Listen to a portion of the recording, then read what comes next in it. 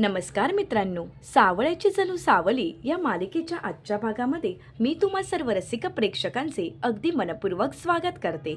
आजच्या भागामध्ये आपल्याला पाहायला मिळतं आता सोहम ताराला घेऊन घरी येतो आणि त्यावेळी मात्र तिलोत्तमाची यांना खूप राग आलेला असतो। त्या रागाने सोहमला म्हणतात, सोहम तुझी बायको इथे काय करत आहे, झालं ना हा खोटेपणा करून, असं म्हणत तिलोत्तमाची आता ताराला खूप काही बोलू लागतात। सोहम म्हणतो, मम्मा अगं तू तरी प्लीज शांत हो, मी अगोदरच ताराला खूप काही बोललो आहे आणि या सगळ्याचा तारालाही पश्चाताप होत आहे, तिलाही या सगळ्याचं खूप वाईट वाटत आहे, त्यामुळे मम्मा प्लीज तू तरी तिला बोलू नकोस।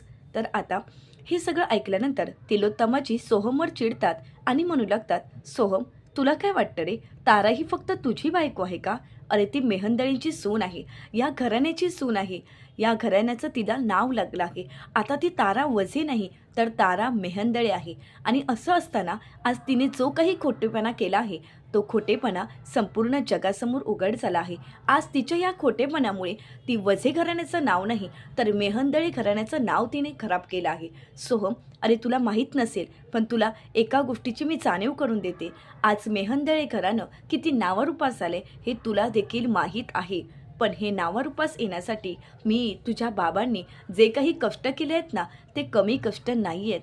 अरे एवढ्याशा टोकापासून आत्तापर्यंत एवढी मोठी कंपनी उभी करताना आम्हाला जे काही कष्ट करावे लागले आहेत ना त्याची किंमत कुठेतरी असायला हवी। आज रूपम कॉस्मेटिक एवढं मोठं नावारूपास आलं आहे आणि तुझ्या बायकोने एका क्षणात होत्याचं नव्हतं केलं आहे, सगळं नाव थोडीच मिळवलं आहे आणि असं असताना मी शांत राहायचं आहे का, मी गप्प बसायचं आहे का? अरे माझ्या घराण्याची झालेली बदनामी मी सहन करू शकत नाही। या घराने असंख्य वेळे वादळं झेलली आहेत, असंख्य खोटे आरोपही झेलले आहेत, परंतु देवाच्या कृपेने सगळे आरोप खोटे होते आणि ते आरोप सिद्ध करण्यात आम्ही यशस्वीही ठरलोत। आम्ही सगळ्या वादळांना सामोरं गेलोत, परंतु आता तुझ्या बायकोने जे नवीन वादळ निर्माण केलं आहे त्याला सामोरं जाण्याची ताकद आमच्यात नाही, कारण हा खोटेपणा जगासमोर उघड झाला आहे। या सगळ्यामध्ये भैरवी तर चुकलीच आहे, परंतु खरी चूक ताराची आहे। तारा तुला समज आली त्यावेळी तू तुझ्या आईला समजावू शकली असतीस, थांबवू शकली असतीस, पण तू तसं काहीही केलं नाही। तुझ्या आईने तर सगळ्यांचा विश्वासघात केला, पण तू तुझ्या सासरच्या माणसांचा विश्वासघात केला। आत्तापर्यंत आम्ही तुझ्यावर विश्वास ठेवला होता, परंतु तुम्ही मात्र दोघींनी आमच्या विश्वासाचा गैरफायदा घेतला आहे। आज ही मुलगी एवढी शांत सरळ स्वभावाची आहे, तिच्या चांगुलपणाचा तुम्ही फायदा घेतला। सावलीच्या चांगुलपणाचा फायदा घेऊन तुम्ही फक्त स्वतःचा वापर करण्यासाठी तिचा वापर केला आहे, स्वतःच्या स्वार्थासाठी तिचा वापर केला। सगळं चुकलंय तारा। तारा तुझ्या आईसोबत तू सुद्धा तेवढीच दोषी आहेस, त्यामुळे मी तुला माफ करणार नाही। तारा अगं हे सगळं करत असताना एकदा तरी तू विचार करायला हवा होतास, हे सगळं काही तू थांबवू शकली असतीस, वेळ आल्यावर आम्हाला सांगू शकली असतीस, परंतु नाही। तू तर एक सुप्रसिद्ध गायिका होऊ शकलीस नाही गं, आणि तू गायिका नाहीच आहेस, परंतु तुला मिळत असणारी प्रसिद्धी तुला हवी हवीशी वाटत होती आणि म्हणूनच तू आत्तापर्यंत गप्प होतीस, तू कधीही हा खोटेपणा उघड होऊ दिला नाहीस, हो ना तारा? तर तारा म्हणते, मम्मा प्लीज मला समजून घ्या, असं काहीच नाही आहे। सोहम म्हणतो, मम्मा बस, प्लीज तू ताराला असं काही बोलू नकोस। तर आता इथे तिलोत्तमाजी म्हणू लागतात, आता मी काही बोलणार नाही तर मी करून दाखवणार आहे। सोहम बस झाली ही नाटकं, तुझ्या अशा या खोटारड्या बायकोला या घरात थारा नाही, त्यामुळे तू तुझ्या बायकोला इथून तिच्या माहेरी घेऊन जा। सोहम म्हणतो, मम्मा मी असं नाही करू शकत, तारा माझी बायको आहे, माझं तिच्यावर प्रेम आहे। तर आता तिलोत्तमाजी म्हणतात, हो ना, मग सोहम तिचंही तुझ्यावर प्रेम असेल ना, मग तिचं जर तुझ्यावर प्रेम आहे तर मग तिने एका शब्दाने सुद्धा हे तुला तरी का नाही सांगितलं? तुला ती विश्वासात घेऊन हे सगळं काही सांगू शकली असती, पण सांगितलं का तिने? नाही ना। आता मात्र सोहम मान खाली घालून उभा असतो, इकडे तारा मात्र निघून जाते। तर तिलोत्तमाजी म्हणतात की आता माझ्या निर्णयात बदल होणार नाही। जगन्नाथजी आता तिलोत्तमा यांना समजावण्याचा प्रयत्न करतात आणि म्हणतात, तिलोत्तमा मॅडम प्लीज असा तडकाफडकी निर्णय घेऊ नका। तर बाबा म्हणतात, तिलोत्तमा तू शांत हो, आपण शांतपणे विचार करू। तर आता तिलोत्तमा म्हणू लागतात की नाही, तुम्ही तर माझ्याशी बोलूच नका, तुम्ही माझ्याशी खूप खोटं वागला आहात, त्यामुळे आता माझा निर्णय बदलणार नाही।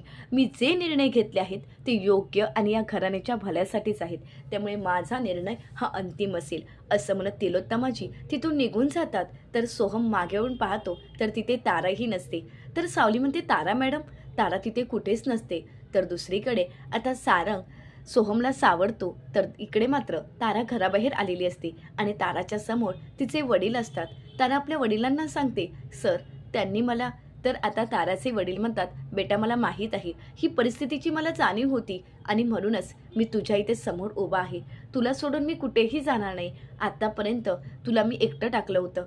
एकटं राहण्याची तुला खूप शिक्षा भोगावी लागली. माझ्या या अशा वागण्यामुळे आणि भैरवीच्या अशा वागण्यामुळे तुला खूप त्रास सहन करावा लागला. परंतु आता तसं काहीही होणार नाही. तुझा हा बाप तुझ्या पाठीशी खंबीरपणे उभा आहे. त्यामुळे घाबरू नकोस बाळा." असं म्हणत आता तिचे वडील तिला तिथून घेऊन जात असतात. आता धावतच सोहम तिथे येतो, थांबवण्याचा प्रयत्न करतो. परंतु तोपर्यंत तारा आणि तिचे वडील तिथून निघून जातात. सोहमला मात्र धक्का बसतो. सोहम हा धक्काही पचवू शकत नसतो. आपलं प्रेम, आपली तारा आपल्याला सोडून निघून गेली हे सोहमला अजिबातच पटलेलं नसतं. तर दुसऱ्या दिवशी सकाळी सोहम शांत झोपलेला असतो. सारंग शांत झोपलेला असतो. आता सावली येते आणि सारंगच्या कुशीत त्याच्या छातीवर डोकं ठेवून निवांत असते. सारंग म्हणतो, "काय झालंय सावली?" सावली म्हणते, "काही नाही सारंग सर, आज डोक्यावरचं खरंच खूप मोठं ओझं उतरल्यासारखं वाटत आहे. आज हलकं वाटत आहे." तर सारंग सावलीला म्हणतो, "पण मला जड वाटतंय ना?" सावली विचारते, "का?" तर सारंग म्हणतो, "माझ्या छातीवर जे डोक्याचं वजन ठेवलेस ना त्यामुळे." तर सावली म्हणते, "सॉरी सॉरी या." असं म्हणत सावली उठून बसते.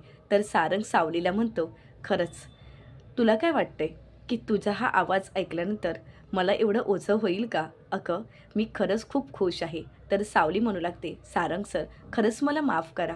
माझ्या आयुष्यातील एवढं मोठं सत्य मी तुमच्यापासून लपवून ठेवलं. परंतु यासाठी मी तुम्हाला काय आणि कशी माफी मागू मला नाही माहीत. मी कोणत्या शब्दात तुमची माफी मागावी मला खरंच कळत नाही आहे. पण खरंच मला माफ करा." सारंग म्हणतो, "नाही सावली, तू माफी का मागतीयस?" तर सावली म्हणते, "कारण मी गुन्हाच तसा केला आहे की मी माझ्या नवऱ्यापासून एवढं मोठं सत्य लपवून ठेवलं आहे." सारंग म्हणतो, "सावली, तुला एक गोष्ट सांगू का? आपल्या लग्नाच्या अगोदर ज्यावेळी मला टेन्शन यायचं, मी ट्रेसमध्ये असायचो ना, त्यावेळी मी नेहमीच तुझी गाणी ऐकायचो. तुझी गाणी ऐकल्यानंतर मला खूप शांत, निवांत वाटायचं आणि ती गाणी ऐकतच मी सगळं काम करायचो. त्यावेळी मला असं वाटायचं की डोक्यावरचं सगळं ओझं हलकं झालं आहे. एवढा तो सुंदर आवाज माझ्या कानी पडायचा. पण ज्यावेळी मला सत्य समजलं की तो आवाज तुझाच होता, त्यावेळी मात्र मोठं समाधान मनाला मिळालं. जगातील सगळ्यात जे मोठं समाधान असतं ना, ते समाधान मला मिळालं आणि ते सगळ्यात मोठं समाधान आहे. आयुष्यात मला मिळालेलं सगळ्यात मोठं समाधान म्हणजे तुझा आवाज." सावली म्हणू लागते, "हो, खरंच. पण सॉरी, मी तुम्हाला फसवलं ना?" तर सारंग म्हणतो, "असं काही नाही आहे." सावली म्हणते, "पण या सगळ्याची तुम्ही मला जी शिक्षा द्याल ती मला मान्य असेल." तर सारंग म्हणतो, "शिक्षा तर मी देणारच आहे." आता मात्र सावली घाबरते आणि सारंगला म्हणते, "हो, खरंच तुम्ही मला शिक्षा देणार आहात का?" तर सारंग म्हणतो, "हो, शिक्षा तर द्यावीच लागेल." तर आता सावली म्हणते, "कोणती?" सारंग म्हणतो, "तुझी शिक्षा ही आहे की रात्री झोपताना रोज माझ्यासाठी अंगाई गायची आणि रोज सकाळी मी उठल्यानंतर एक भुपाळी गाऊन दाखवायची." सावली म्हणते, "ही ही शिक्षा?" तर सारंग म्हणतो, "हो." तर सावली हसू लागते. सारंग म्हणतो, "का हसतेस?" तर सावली सारंगला म्हणते, "अहो, तुम्ही शिक्षाच अशी दिली आहे की मी आनंदाने ती स्वीकारेन." सारंग म्हणतो, "हो, पण ही शिक्षा आयुष्यभरासाठी आहे बरं का. आयुष्यभरासाठी हे तुला करावं लागेल." सावली म्हणते, "मला मान्य आहे. तुमची ही शिक्षा मला मान्य आहे. मी आयुष्यभरासाठी तुम्हाला अंगाई म्हणून गाऊन दाखवायला आणि सकाळी उठल्यावर भुपाळी म्हणून दाखवायला अगदी आनंदाने करेन. मला हे काम नक्कीच आवडेल." असं म्हणत आता सारंग आणि सावली यांच्या गप्पा चालू असतात. आता सावली सारंगला विचारते, "सर, परंतु मला एक कळालं नाही की तुम्ही हे सगळं काही कसं केलं?" सारंग म्हणतो, "हां, मला वाटलंच होतं की एक ना एक दिवस तू हे मला विचारणारच. तर ऐक, ज्यावेळी आपण बाबुळवाडीला गेलो होतो आणि त्यावेळी तुझं मी गाणं ऐकलं, त्यानंतर मला काय करावं काहीच सुचत नव्हतं. म्हणजे डोक्याचा भुगा झाला होता. काय प्रश्नाचं उत्तर, काय म्हणजे काहीच कळत नव्हतं. काय करावं हेच माहीत नव्हतं. पण त्यावेळी मी एका माणसानं जाऊन भेटलो. तर आता सावली विचारते, जगन्नाथची? तर सारंग म्हणतो, ऑफकोर्स, त्याशिवाय अजून कोणत्या व्यक्तीला आपण जाऊन भेटणार? जगन्नाथजी यांना जाऊन भेटलो आणि घडलेला सर्व प्रसंग आता सारंग सावलीला सांगू लागतो.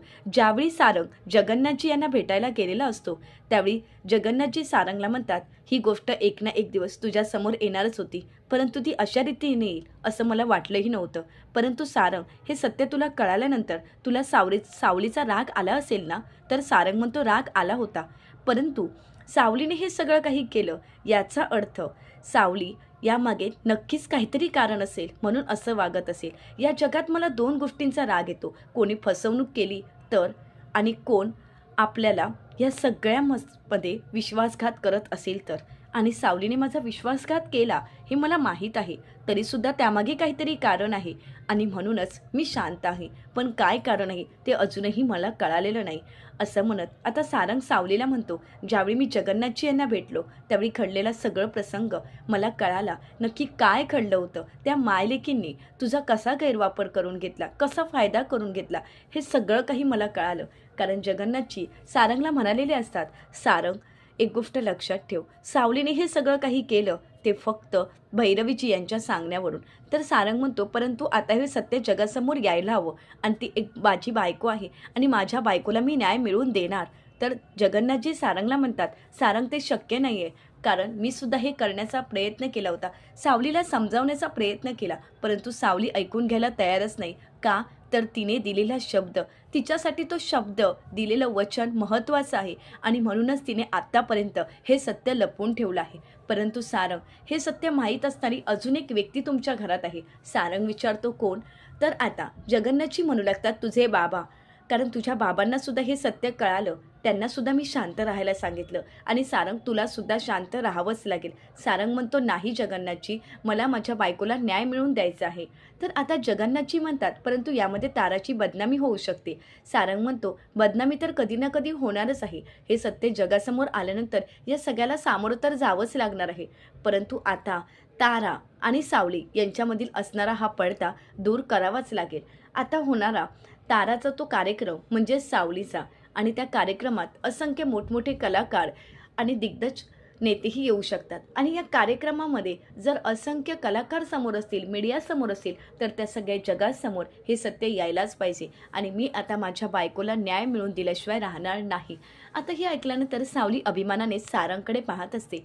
सारंग पुढे म्हणतो, परंतु हे सगळं काही करत असताना माझ्या एकट्याचं क्रेडिट नाही आहे, कारण या सगळ्यामध्ये जगन्नाथजी बाबा यांची मला साथ होती. हे सगळं काही आम्ही तिघांनी मिळून केलं. आता हे ऐकल्यानंतर सावलीला धक्काच बसतो. सावली म्हणते, म्हणजे तुम्ही नक्की काय केलं? आता सारंग पुढे सांगू लागतो. सारंग आता सावलीला म्हणू लागतो, तुला माहीत आहे का, भैरवीजी यांना कार्यक्रम कोणी मिळवून दिला? आम्हीच दिला. आणि या कार्यक्रमाची सगळी माहिती आम्हाला मिळत होती जयंती वहिनींकडून. तर आता सावली म्हणते, म्हणजे हे सगळं काही तुम्ही मॅनेज केलं होतं?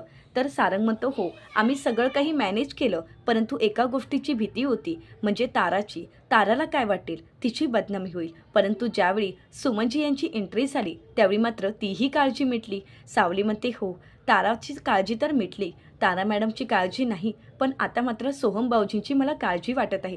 त्यांचं खरंच तारावर खूप प्रेम आहे आणि आज तारा मॅडमना तर तिलोत्तमा आईने घराबाहेर काढलं आहे, मग त्यांना किती त्रास होत असेल आणि म्हणूनच मला सोहम भाऊजींची काळजी वाटत आहे.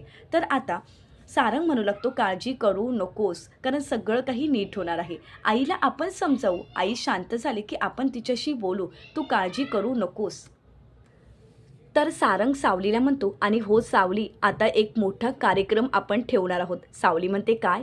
तर आता सारंग म्हणतो, हो, कारण सावली मेहंदळे यांचा लाईव्ह कास्ट होणार आहे, त्यामुळे आता तुला रियाज करायला हवा, रियाज थांबवायचा नाही. सावली म्हणते, रियाज तर होतच राहणार आणि चालूच आहे. तर सारंग विचारतो, कसा? तर सावली म्हणते, रोज रात्री अंगाई आणि सकाळी भुपाळी म्हटल्यानंतर. असं म्हणतात सारंग आता सावलीकडे पाहू लागतो. सावली नकळतच पुन्हा एकदा जाऊन सारंगच्या कुशीत बिलगते. सारंग मायेने सावलीच्या डोक्यावरून हात फिरवतो. सावलीला खूप बरं वाटत असतं.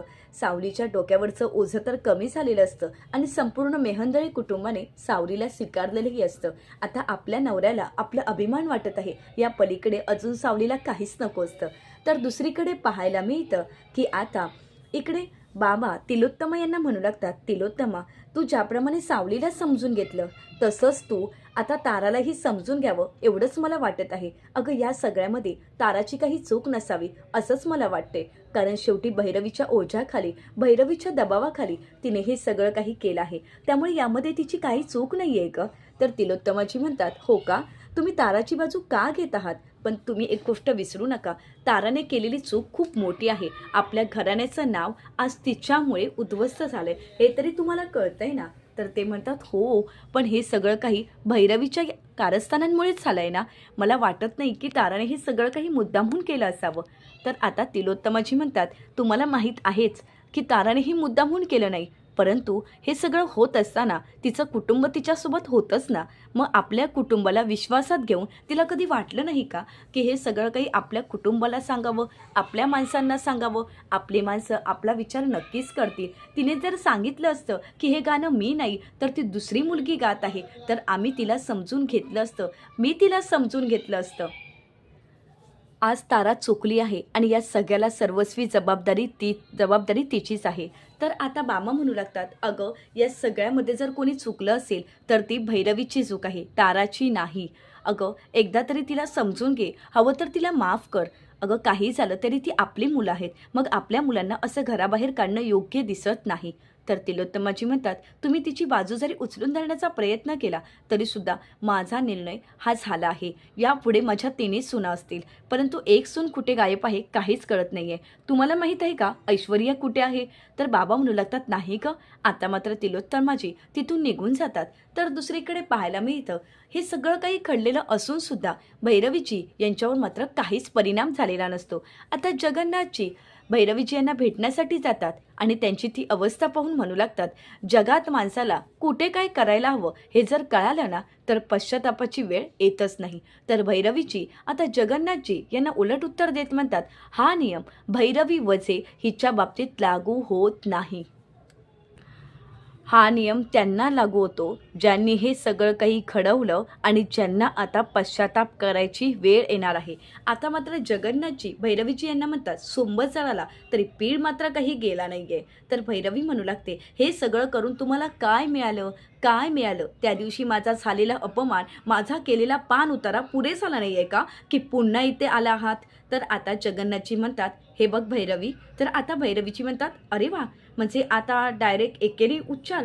तर आता जगन्नाथजी म्हणू लागतात, माणसाची लेवल, माणसाची पातळी ओळखूनच मी त्यांना ज्या शब्दाने, ज्या नावाने हाक मारायला हवी ना त्या नावाने हाक मारतो. आणि भैरवी आता तुझी पातळी दिसली आहे आणि तू तुझी पातळी स्वतःहून ओढवून घेतली आहेस. तुला एक सांगू का, मी तुला समजावण्यासाठी इथे आलो आहे.